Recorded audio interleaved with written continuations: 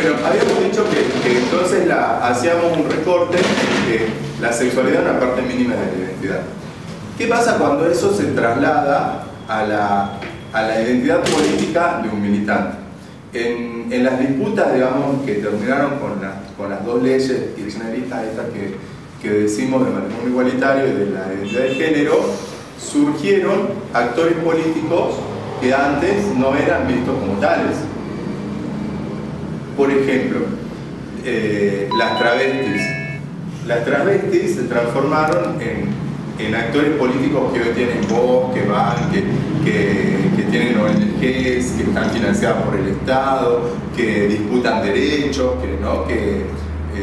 no sé, de Florencia de la B, que está en todo lo, digamos, asimilada a una élite de los medios y demás, hasta otras travestis que son dirigentes barriales y demás, ¿no? Entonces,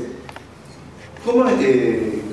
hay esas luchas, digamos, políticas han sido posibles y a la misma vez han producido que emerjan nuevos actores políticos? Ahora, yo introduzco una pregunta, y esto es una de las preguntas fundamentales que quiero dejar abierto, no para que las terminemos de resolver ahora, sino como preocupaciones que tienen que ver con mis propios intereses políticos de militante, con mis propias maneras de ver y de estar en el mundo también.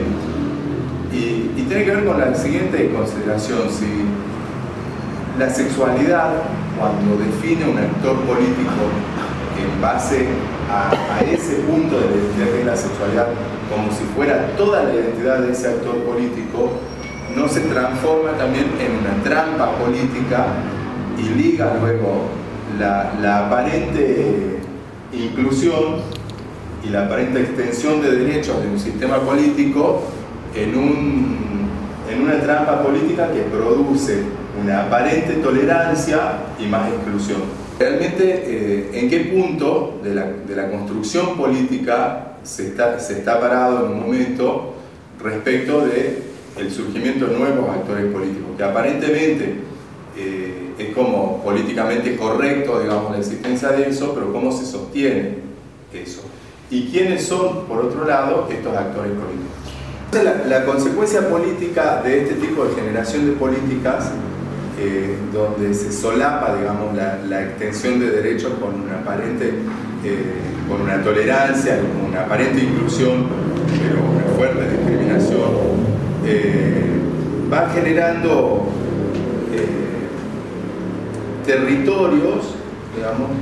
como focos donde se van colocando las diversidades. Los indios acá, los barrenderos, los vendedores ambulantes acá, los gays más allá, los enfermos mentales más allá, las prostitutas más allá. Entonces,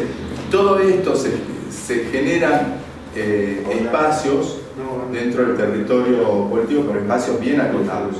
Luego se financian, se elaboran, digamos, se financian desde las propias políticas estatales, pero a la larga nada cambia,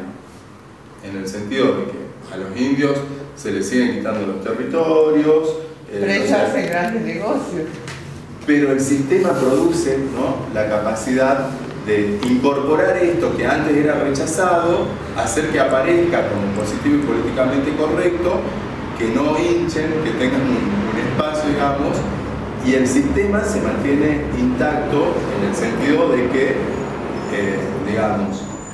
quien mantiene el poder,